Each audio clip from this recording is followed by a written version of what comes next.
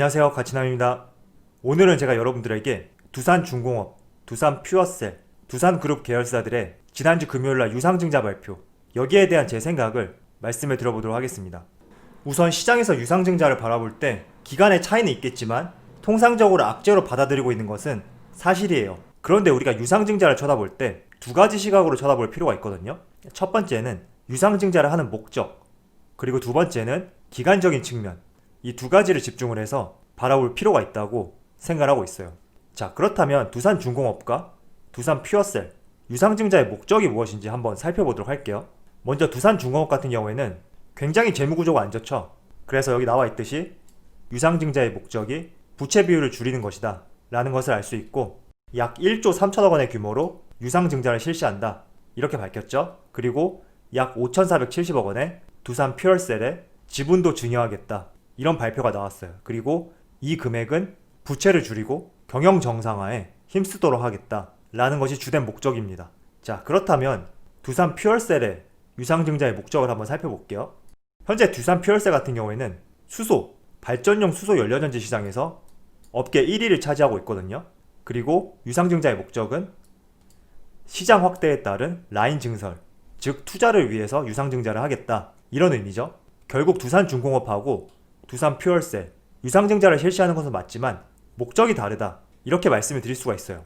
자, 그런데 통상적으로 여러분들이 유상증자 이렇게 생각한다면 시장이 악재로 작용이 되고 주가는 하락한다 이렇게 생각을 하잖아요. 이렇게 생각할 수 있는 이유가 코스피 코스닥에 상장된 기업들이라면 가장 쉽고 빠르게 자금을 조달할 수 있는 방법은 유상증자예요. 한마디로 주식을 더 찍어내고 그 늘어난 주식에 해당되는 자금으로 기업의 목적에 맞게 사용하겠다 이런 취지인데, 그렇다 보니 대부분의 기업들이 유상증자를 실시하는 목적이 재무구조 개선, 그리고 주주들 입장에서 생각하기 조금 애매모호한 이런 곳에 사용을 한단 말이죠. 그래서 이런 부정적인 내용 때문에 보통 유상증자를 한다 이럴 경우에는 악재로 작용이 되고 주가는 하락한다 이렇게 바라보고 있어요. 물론 저도 두산중공업하고 두산퓨어셀 단기적으로는 주가가 조금 빠질 것이라고 생각을 하거든요. 그런데 이 단기적이라는 의미가 일주일, 2주일 이렇게 지속적인 것은 아니고, 저도 단정지어서 말씀을 드릴 수는 없어요. 하루가 될 수도 있고 일주일이 될 수도 있고 이렇게 비교적 짧은 기간 내에 충격으로 다가올 수 있지만,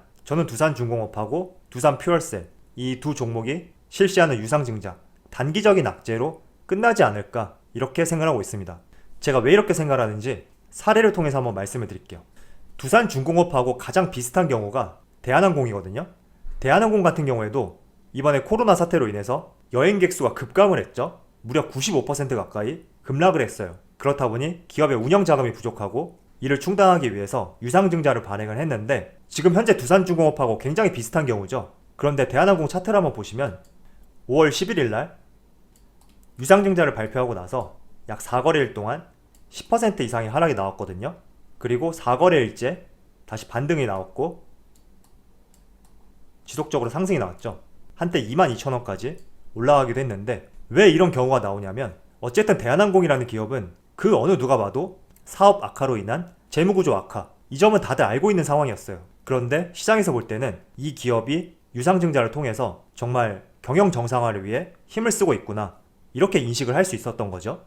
그래서 유상증자 발표 이후에 주가는 단기적으로 하락을 보였지만 그 단기간을 넘어서고 나서 주가는 지속적으로 상승을 했고, 지금 가격대도 충분히 이 당시 가격 16,850원이었죠. 이때보다도 위에 있는 것을 알 수 있습니다. 즉 대한항공 같은 경우에는 국제선 항공이 98% 줄어든 최악의 환경 속에서 성실하게 자구책을 이행했고 재무구조 개선을 위해서 노력하고 있다 이런 모습이 비춰졌기 때문에 주가는 단기적인 하락에 그쳤다 이렇게 말씀을 드릴 수가 있습니다. 그래서 우리가 두산중공업을 바라볼 때도 대한항공처럼 이런 시각을 적용해서 바라볼 필요가 있고, 또 두산중공업 같은 경우에는 이러한 시각 외에도 최근에 사업 방식이 많이 바뀌었단 말이에요. 기존에는 원자력, 화력 중심의 사업이었는데 최근에는 해상풍력, 가스터빈, 그린수소 이와 같은 친환경 에너지 쪽으로 사업 방식을 많이 변화시키고 있어요. 그래서 최근에 정부에서 발표한 그린 뉴딜 정책, 이 정책의 수혜 기업으로 포함이 되었죠. 이처럼 기업 측면에서 볼 때 재무구조 개선을 위해서 자구안 마련에 힘쓰는 모습, 그리고 그린 뉴딜 정책에 맞춘 사업구조 개편, 이런 측면을 봤을 때 저는 두산중공업이 지난주 금요일날 유상증자 발표를 했는데 이 부분이 단기적인 하락에 그치지 않을까 이렇게 생각을 해보고 있습니다. 자, 그렇다면 두산 퓨얼셀에 대해서 한번 말씀해 드려볼게요. 두산 퓨얼셀 같은 경우에는 대한항공 그리고 두산중공업 이런 기업들하고 달리 투자 목적으로 사용한다고 말씀을 드렸죠. 자, 그렇다면 두산 퓨얼셀처럼 투자 목적으로 유상증자를 진행했던 기업 같이 보면서 말씀을 드려볼게요. LNF 2차전지에 관심 있는 분들이라면 이 기업에 대해서 들어보셨을 거예요. 이 기업 같은 경우에는 유상증자 발표했던 시각이 6월 17일 장 종료 이후거든요. 그래서 주가가 반영한 시점은 6월 18일부터가 될 수가 있는데 이 당시에도 LNF 같은 경우에 시설 및 운영자금 조달을 위해 유상증자를 실시하겠다 이런 발표를 했어요. 즉 늘어나는 캐파를 위해서 공장 증설에 필요한 자금을 마련하기 위해 유상증자를 실시한다 이런 말이거든요. 결국 두산 퓨얼셀하고 같은 의미의 유상증자다 이렇게 볼 수가 있죠. 자, 그러면 차트 흐름을 한번 살펴볼게요. 자, 여기 차트를 보시면 6월 18일이 이날이거든요. 이날 당시에는 최대 7.5% 주가의 하락이 나왔어요. 물론 장 마감했을 때는 마이너스 5%대에서 마무리를 했는데 그 이후에 주가 흐름을 한번 살펴볼게요. 지속적으로 상승하는 것을 알 수 있죠. 결국 유상증자라는 것은 유상증자를 실시하는 목적을 잘 살펴봐야 되고 이 악재가 얼마나 지속될지 기간적인 측면을 생각해 봐야 된다고 생각하고 있어요. 그래서 대한항공과 달리 LNF 같은 경우에는 하루 만에 조정으로 그친 이유가 재무구조 개선보다는 투자를 위해 단행한 유상증자였기 때문에 시장에서는 굉장히 긍정적으로 반응을 했고 하락의 폭이 하루밖에 나오지 않았다. 이 점을 말씀드리고 싶습니다. 제가 예시로 대한항공과 LNF를 보여드렸는데 조정의 기간이 똑같다고는 말씀드릴 수는 없어요. 기업마다 다르고 시기마다 다르고 업황마다 다르기 때문에 이 점은 조금 감안을 하셔야 되고요. 하지만 중요한 점은 두산중공업 같은 경우에는 물론 재무구조 개선을 위해 사용하는 것이 맞지만 대한항공과 마찬가지로 기업의 경영 정상화를 위해 노력하는 모습이 시장에서는 긍정적으로 받아들여진다면 단기간의 하락으로 그칠 수 있다. 그리고 두산중공업이 실시하고 있는 사업의 방향성 이 부분이 지금 정부 정책의 기조와 맞기 때문에 이런 다양한 측면을 고려했을 때 단기적인 하락에 그칠 수 있다. 이게 제 생각이고요. 두산 퓨얼셀도 마찬가지로 투자를 위해서 유상증자를 단행하는 것이기 때문에 우리가 너무 부정적으로 볼 필요 없고 내가 오늘 매수해서 오늘 매도하는 초단기 투자자가 아니라면 조금은 유상증자의 목적을 잘 참조해서 내가 어떤 방향성으로 투자를 해야 될지 고민을 해보시고 생각을 해보시면 좋을 것 같습니다. 자, 참고로 유상증자 진행 과정에 대해서 한번 간단하게 말씀을 드릴게요. 두산 퓨얼셀 같은 경우에는 증자 방식이 주주 배정 후 실권주 일반 공모 이렇게 되어 있죠. 즉 두산 퓨얼셀 종목을 가지고 있는 주주들에게 유상증자를 배정하겠다 이런 의미라고 보시면 되고 그리고 여기 보시면 신주 배정 기준일 10월 14일로 되어 있거든요. 만약에 여러분들 유상증자에 참여하고 싶다면 두산 퓨얼셀 종목을 적어도 10월 12일까지 보유를 하고 계셔야 돼요. 다른 말로 표현하자면 10월 12일날 매수를 해도 된다 이렇게 말씀을 드릴 수가 있죠. 그래서 10월 12일까지 두산 퓨얼셀 종목을 가진 분들이라면 9번에 나와 있는 한 주당 신주 배정 주식수 0.13이라고 되어 있죠. 즉 내가 100주를 가지고 있으면 곱하기 0.13 13주죠.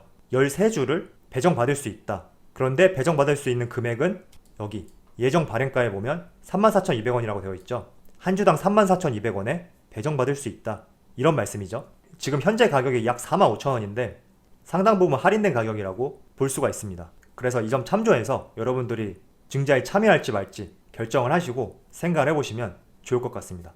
자, 그런데 유상증자가 할인된 가격으로 발행이 된단 말이에요. 그렇다 보니 내가 이 종목을 가지고 있는 분들이라면 평단가를 낮출 수 있고 저렴하게 매입할 수 있는 기회를 생각을 할 수 있어요. 하지만 이렇게 저렴하게 발행을 한다고 해서 주가는 그 가격 이상에 계속 맴돌 것이다 이렇게는 볼 수 없어요.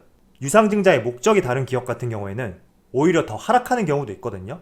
지난 2017년 말에 유니슨 이 종목이 유상증자 결정을 했어요. 그때 유상증자 신주 가격이 약 2,800원 정도 되었는데 그 이후의 주가는 지금 보시는 것 같이 계속 내리막길을 갔고 지난 코로나가 최정점을 찍었을 때는 570원까지 내려갔어요. 결국 유상증자 발행을 통한 신주 가격보다 4분의 1에 못 미치는 가격까지 내려온 점을 알 수 있죠. 물론 지금은 풍력 관련 종목으로서 굉장히 주목을 받고 관심이 쏠린 상황이기 때문에 다시 종목이 6,000원 가까이 올라갔지만 모든 종목들의 유상증자 발행 후에 단기적인 악재에 끝난다 이렇게 볼 수는 없기 때문에 예시로 제가 유니슨을 말씀을 드린 것이고 여러분들이 다양한 예시를 통해서 이해를 하시는데 참조 정도로 사용하셨으면 좋겠습니다. 그래서 저는 솔직히 두산중공업, 두산퓨얼셀 이 두 종목 같은 경우에 다음 주 월요일날 분명히 조정이 나올 거예요. 물론 시장이 어떻게 받아들이냐에 따라서 두산퓨얼셀 같은 경우에는 예시로 말씀드렸던 LNF처럼 조정이 없을 수도 있거든요. 그런데 만약에 단기적인 조정이 나온다고 한다면 저는 두산중공업과 두산퓨얼셀 같은 경우에는 기회를 포착해보는 것도 좋지 않을까 이렇게 생각하거든요. 그래서 여러분들도 생각을 해보시고 제가 이렇게 말씀을 드리는 것은 월요일날 당장 매수하세요 이런 의견이 절대 아니라는 것을 이해를 해주시고요. 두산중공업과 두산퓨얼셀 유상증자 목적을 봤을 때 단기적인 악재로 그칠 수 있는 가능성이 있기 때문에 이 부분을 참조해서 여러분들이 적정 시점에 투자를 해보는 것도 좋을 수 있다 이런 의견을 말씀드리는 것이니까 조금은 이해를 해주시고 감안해 주시면 좋을 것 같습니다. 자, 그럼 오늘 영상에서 마치도록 하고요. 항상 여러분들의 성공 투자를 기원하도록 하겠습니다. 감사합니다.